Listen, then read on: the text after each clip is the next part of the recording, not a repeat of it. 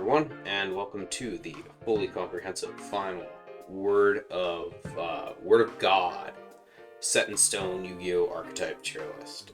I will be ranking every archetype ever made, starting with the letters archetypes in the letter A. This will be 26 parts. Hopefully that's enough content to keep me going for the rest of the year, because I'm not very creative within that thing. But yeah, so I guess I'll lay out some ground rules to start. Obviously there's going to be some disagreement probably, but don't bother putting it in the comments, because this is objectively the best takes available. And I've done that with the awesome power of paper. No fancy tier list website for me. It's all going down. It's getting written in stone. Well, paper product, but you get the idea. So this technology will allow me to keep track of every archetype as I go, as well as I'll be able to write it. And then you can't just go right to the end. Well, you can, because you'll be able to see this in the video. But the idea is that, yeah, you won't get to see me write it either, because my writing is terrible. But this is going to be the running list, and every time I finish a video, I will keep that sheet. And then if people are like, oh, well, you said that this archetype back in A, like let's say you said Emancipator was an A tier, but you said that, like, I don't know, Prank Kids was B tier. How could you be so stupid? And then I'd be like, actually, I got the receipts. So there we go. But that's enough talk. We're going to get into the takery. And we're going to start with Anguish. And you're probably wondering, is at really an A, or is it an ig, as in an I? And for the sake of this video, and because it's mine, yeah, at is an A. So Anguish is an anime Cyberse archetype, played by AI, probably best known for Cyber Survival Anguish, the first Link 6 monster. Other than that, it's a pretty standard like anime archetype, lots of support. As far as brains is concerned, there are monsters like Anguish probably is like fairly down the list of like brains archetypes that have seen competitive success and had a lot of play. Stuff like easily Altergeist and Boral/Rocket and Salamangreat. Probably Code Talker as well, mostly through Firewall, especially as far as competitive success is concerned. They've all kind of had that. Trickstar even. Trickstar has an FTK. You could probably do a lot more with Trickstar. The other side, so you're probably more likely to play other Cybers piles than Anguish, but yeah, Anguish is, they're cool. They're kind of like evil versions of other Cybers archetype cards. But I mean, I guess if you really like that aesthetic, then you can play Cybers, the Arrival Anguish. So I think we're going to have Anguish is going to be our first one, and it's going to go in the B tier.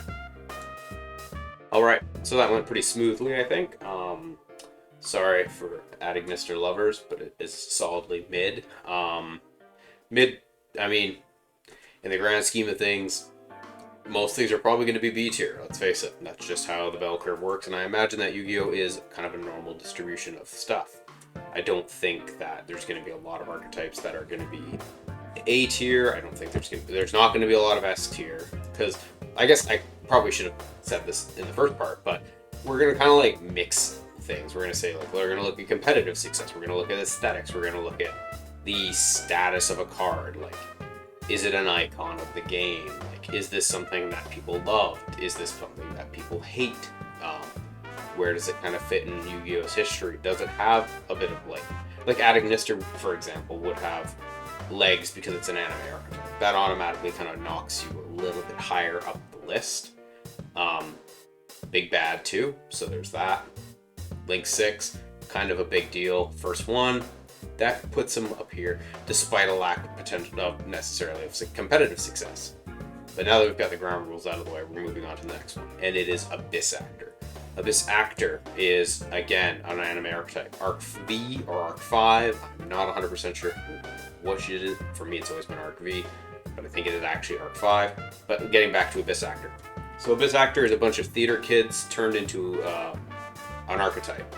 They've got kind of like a monster aesthetic to them, cartoony monster aesthetic. Their artwork kind of describes them like preparing for the show, having the show. There's a script, there's a superstar actor, a melodonna, like all these different like theater like tropes kind of mashed into it, played by Silvio, which makes a lot of sense. It actually has a YCS top. I didn't think that was going to be a thing, but it does have a YCS top. I cannot remember the name of the YCS or which location it was, but it does have a YCS top. So there is that. So we're going to give the theater kids some recognition and some credit here, and we're going to give them B tier. We're going to put them with adding Mister. Not a bad start for A. We've got 2 in the mid. The next is not a mid tier. It's at Emancipator. Rock Folk, even though I think all the best cards were people, but they're a rock type. Very powerful archetype. Block Dragon shenanigans running loose. The only thing is for a TCG at least, and most of this will be based like most of the competitive stuff. There'll be some Master Duel thrown in, but and the OCG will more or less be ignored unless it's like clearly important. But I think that at Emancipator from the TCG's perspective kind of got released right at the beginning of COVID, which really limited its ability to, or its opportunity to stand up among the greats, even though I probably think it would have been a great archetype. It would have probably seen lots of tops during its heyday. Like I mentioned, Block Dragon shenanigans, there's some cool stuff there. I think a lot of this, like what the boss monsters, like the rocks in their form as an animal aren't particularly strong, but I think it's a cool archetype. I think, like I said, I think it is a victim of timing. Its mirror matches are probably some of the most miserable Yu-Gi-Oh! To watch. If you have not watched one, watch one on YouTube. A Emancipator mirror match is not particularly engaging. It's less complicated than Tier, but also much less fun to witness and be a part of than Tier mirrors were. So I think I'm going to put Emancipator in A tier just because, it is a very strong archetype and it has had success. Okay, it's up there. Honestly, I could see a lot of people hating that. I feel like it could have maybe fit in B tier, but I also feel like people would have not said I wasn't giving it credit for what it is capable of doing. But I'm going to keep it in A tier just to be safe. Okay, 4th, Advanced Crystal Beast. You could make an argument that these two should have, like it and regular Crystal Beast should have been mashed together. But regular Crystal Beasts don't need to rely on a field spell to survive, so there's that. These are the edgy teenage year, like You're Not My Real Dad, Jesse Anderson, Crystal Beast. They were anime only, and then they got to shine in 2020 when Battles of Legend Crystal Revenge came out. They're just kind of like, their effects are essentially small upgrades on the original Crystal Beast ones. I think Amber Mammoth at this point, or the Moody version of him, has the ability, like a protect, has a negate if you're targeting a beast or the field spell. Why just the field spell and not other? Don't know. But it's not very good. It has literally never done anything. It barely see play. I think regular Crystal Beast is still more popular and probably more viable. Neither is particularly viable competitively, but as far as like a resource loop and an understanding like a play style that exists, most people will just play Crystal Beast, Control, or Rainbow Dragon Turbo. Aesthetics are not enough. They are kind of cool in like a weird, like edgy sort of way, reflecting kind of the Yubel possessed Jesse from the time. But I think, I don't think they're anything better than C tier is going to be justifiable for these guys. Okay, Alien, not the movies, the archetype, which according to the wiki is a bunch of reptile monsters revolving around the use of A counters. Counter strategies are kind of hit and miss. Some do it really well. Something like Six Samurai is pretty effective at using counters. Royal Magical Library, very effective at using counters. What is it? The Magic Guy, Endymion, counters. They're good. And one thing they all have in common, they're much better at it than Alien. Alien is bad. I could not find any record of any wins for this deck at a competitive level. and a Dual Logs did a video while I was writing the script for this, and actually recorded it once and then had a bunch of issues with audio, so I'm re-recording it now. But Dual Logs did a video on them being a failed archetype, so they're probably going into the D tier. They're green alien, like they're gray aliens, like cool, but they're not really original. They don't really feel Yu-Gi-Oh-ish. But yeah, D tier. Okay, I think we're just about halfway here. This is a short one. Allure Queen. This is 3 cards, but it technically counts as an archetype. D tier. And I think this is probably the most interesting one so far. Ally of Justice. We are wading into the trash heap here. Like, Alien, you could argue, is the beginning of the trash heap. Allure Queen is just in the trash heap, but Ally of Justice is the trash heap. There's a lot of bad archetypes from the dual terminal lore. And Ally of Justice is one of them, if not the one. Maybe Gen X has an argument for it. A lot of dual terminal archetypes were bad and just kept getting wave after wave after wave of support and were still bad. But Ally of Justice has one thing going for it, and it's called Cataster. Cataster is great and a staple synchro for like ages. Anything that could make a level 5 synchro was playing Cataster at the time when he was in his heyday, not now. There's obviously better options now, but Cataster was great. It's like, is this a C tier archetype just based on Cataster alone? Like, it's got lower stuff, so that kind of falls into the aesthetic and gives it a bit of a boost. But it just doesn't feel right to put Ally of Justice any higher than D tier. It's a truly awful archetype. I think with the caveat that Cataster is like a B tier card, maybe even an A tier card if you really put it into context for his time. But yeah, this is where, yeah, Ally of Justice, you're going there. Okay, so we're moving on from the trash heap to some legitimately great stuff. The next archetype is Altergeist. Altergeist, made up of all female monsters based on mythological creatures, and their names are kind of drawn from these creatures' names and then smashed together with some computing terminology. Something like Pixel is a good example of the naming convention. Pixie and Pixel, mash them together, you get Pixel. Perfect, job done. Another card out the door. Names are cool. Ghost Robot aesthetic is cool. The playstyle is really based on like interruption through negation. Altergeist Hexia can, when a spell trap is affected at a quick effect speed, you contribute an Altergeist monster at points to negate its activation, and if you do, destroy it. So there's the card text. Good card. It's got multiple regionals, nationals, and YCS championships under its belt, so it's got the competitive chops to more than compete with that Adamancipator. One thing that does hold it back, in my opinion, and this is just my opinion, you can hate all you want, I don't care, is a trap deck. And trap decks tend to play Floodgates.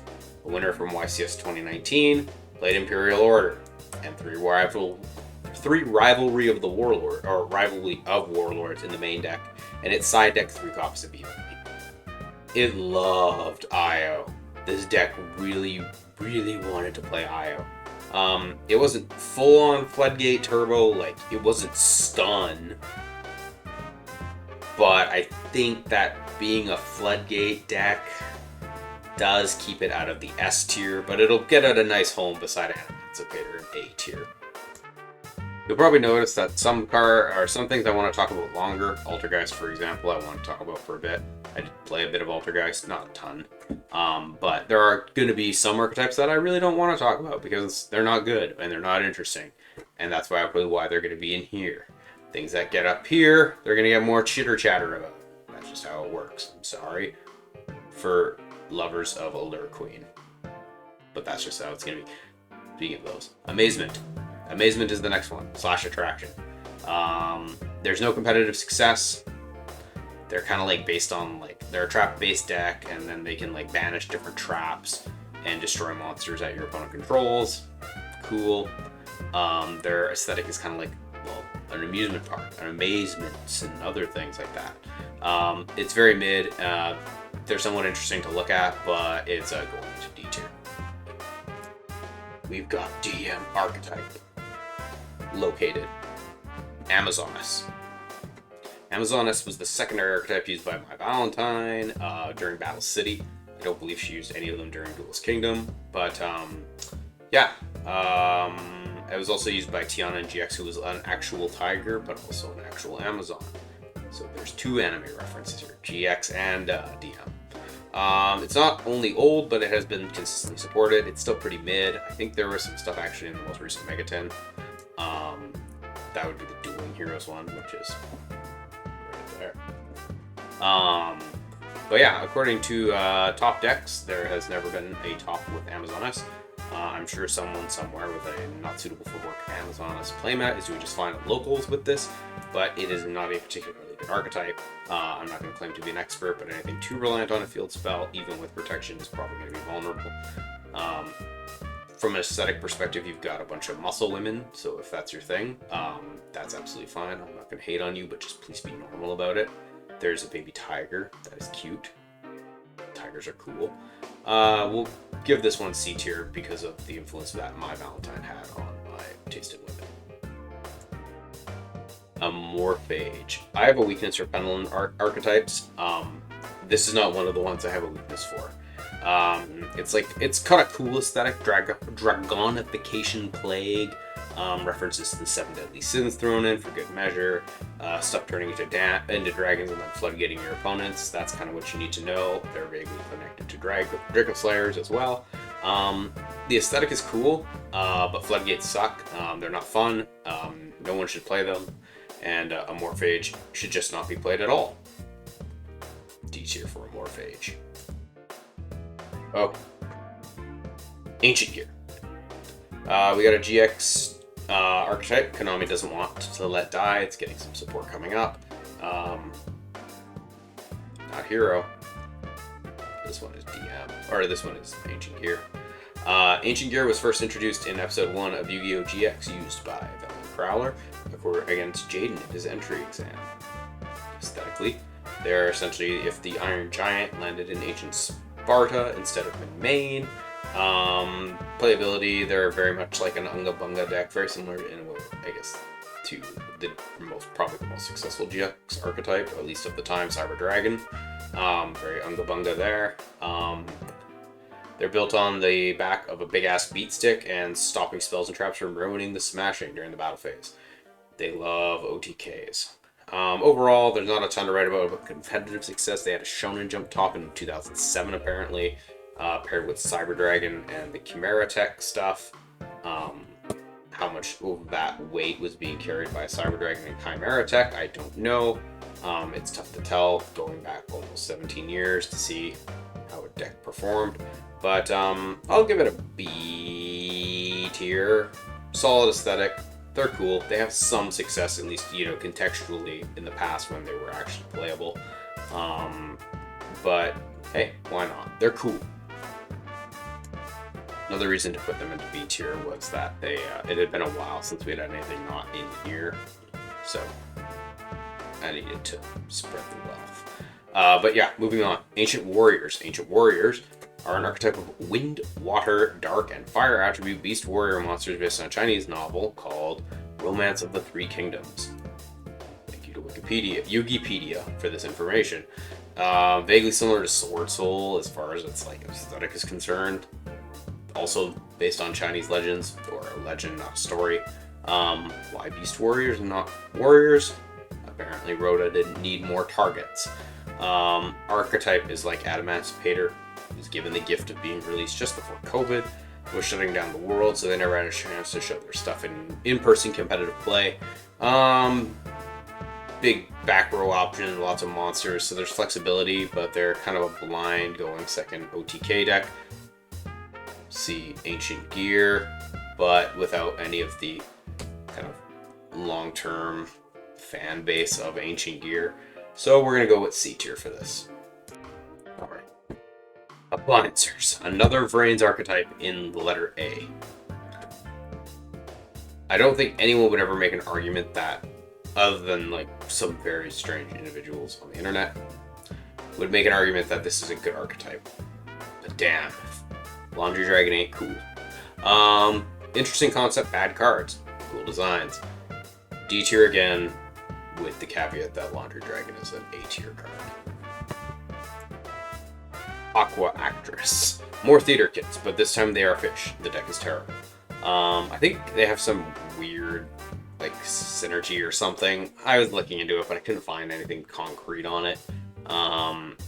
They're like if the band singing Under the Sea got an archetype.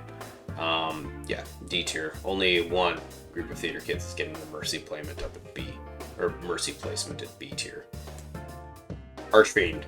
Archfiend's a tough one because Summon Skull is an icon of DM. He was a Thames original ace monster before they decided to make it Dark Magician instead. Other than that, they suck. They have never been good. That's really all there is to say about them. They got a mishmash of support kind of based on, Konami's love of giving any DM archetype support regardless of how obscure it is. So we're probably going to throw these guys in C tier. But Summon Skull is doing a lot of lifting to get this guy out of D tier. Does Archfiend Eccentric count? That's a good card. But anyway, moving on. Armed Dragon. We're going to count the Armed Dragons as their own, I think. We'll do the ones with the lightning bolt on them later. But for Armed Dragons, I'm going to include Dad in this because he's from kind of that era of Armed Dragons, whereas the lightning ones all kind of came out. I think they all came out in Blazing Vortex, or at least they're on Blazing Vortex. But yeah, if you throwing Dark Armed Dragon in here kind of makes it better than it would be. Armed Dragon as a whole with a level-based thing, when level-based stuff was really bad, it's still bad, but when it was awful, Chaz used it in GX, so anime archetype, a little bit of notoriety, a little bit of extra fame there. We're gonna put this in, we're gonna give it B tier. We're gonna Chaz it up a little bit, and we're gonna put some respect on Dad. Dark Armed Dragon. Okay. We're almost done this first video. We are at Aroma. Aroma is actually two things. It's Aroma Age and Aroma Seraphy. And the Aroma Age is in the main, Aroma Seraphy is in the extra. They're plants. They see play in Rickus and Avalon, and about right now, that's all I've seen for competitive success. Finny or Phantom Nightmare released a bunch of new stuff for this archetype that could give it a little bit more legs on its own. As far as like how it's found its competitive success, like I mentioned, it's been played in Rickus and Avalon. Jessica Robinson's list from WCQ Europe played one in the extra. It played Aroma Seraphy Jasmine, and it was also in the top 8 deck at Worlds. Again, played by Jess. They did receive some support, like I said, in Phantom Nightmare, but given the state of the meta, they're probably not going to be able to push through something like Fire King Snake Eye, or now Tempai, or even maybe Rescue Ace is still viable. Gesture Snake Eye, for example. They actually just did it, MBT did a 10-minute testing. Check it out. I'm not going to go over all of the stuff here, but right now the support seems to be good. It's a kind of an interesting looking archetype as well. The aesthetics are kind of neat. I'm not a huge fan of them personally, but I can see why people would. We'll give it C tier with the caveat that it could easily find its way up to B tier. The reason it's going into C tier though is because it has found competitive success, but only is really like a part of them, like Rika and Sun Avalon, who would probably be B or A tier. Together they would be an A tier, but together separately they'll probably be B tier. Artifact. Artifact's a tough one as well, because it was part of hat format, which was artifacts in the middle, the A, hands, the H, and Traptrix, the T of them. Depending on your deck list, certain ones did more work than the other. It was really a matter of being the sum of its parts. Traptrix was pretty good at the time. It was in a wide open meta as well.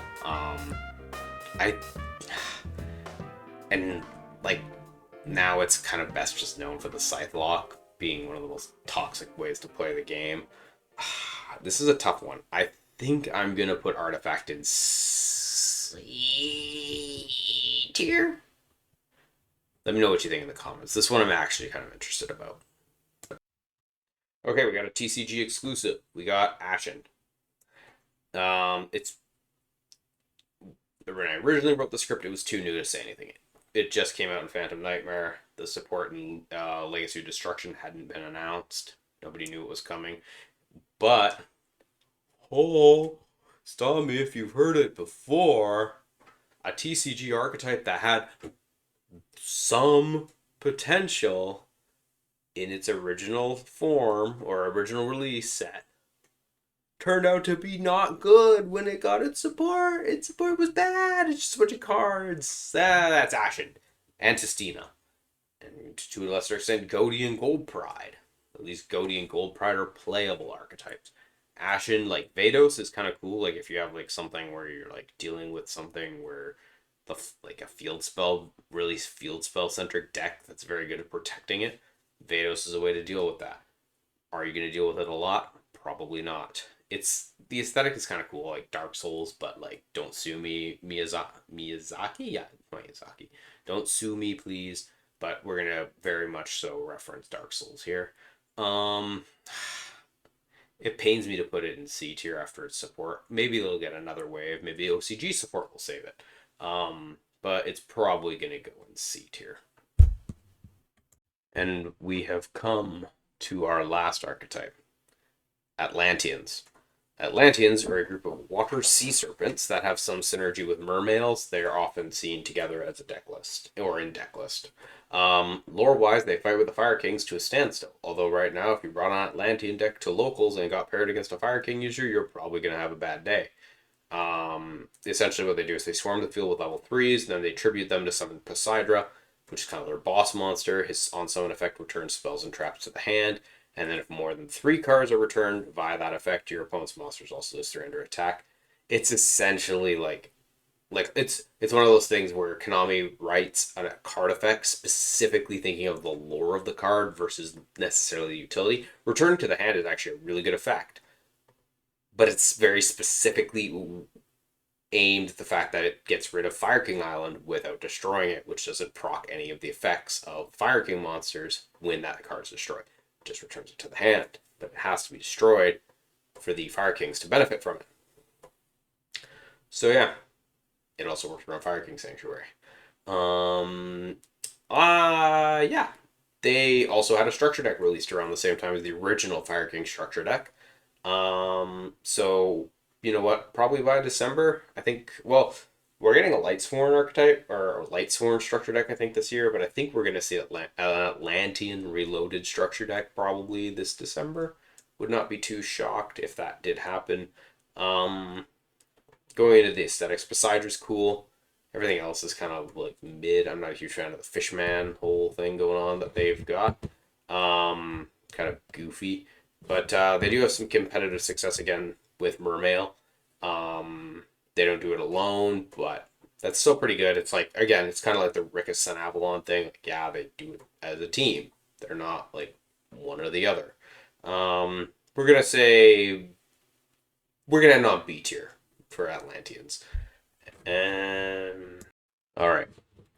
So that's A. We have yet to get our first S tier archetype. Altergeist was probably the closest, but just a little bit short. B, not as full as I would have thought. A lot of bad stuff in A. I mean, like things like a Lure Queen are barely archetypes. Like Ashen is very, very new. But overall, A is pretty bad. We'll see what B has to bring. Thanks for watching. Please subscribe. Bye.